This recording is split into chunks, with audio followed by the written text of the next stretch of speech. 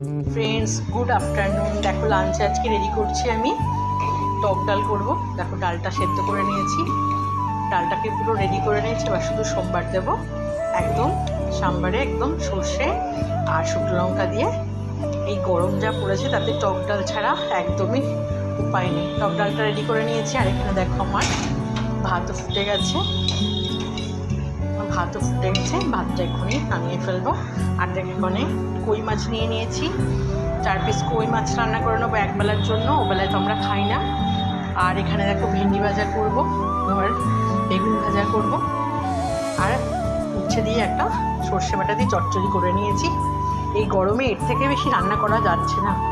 দেখতে থাকো তোমরা। আমি টক ডালটাকে সোমবার দিয়ে নিই। এখানে আম ডালটা রেডি করে নিয়েছি।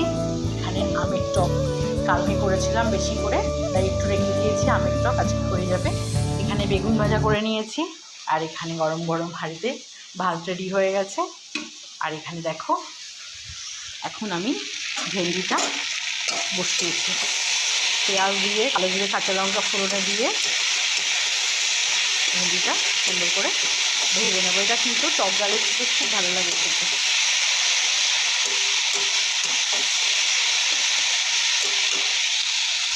এখন আমার ভেন্ডিটাও রেডি হয়ে গেছে। এবার কই তেলটা করে নেবো, কই মাছটা ভাজতে বসিয়ে নিয়ে।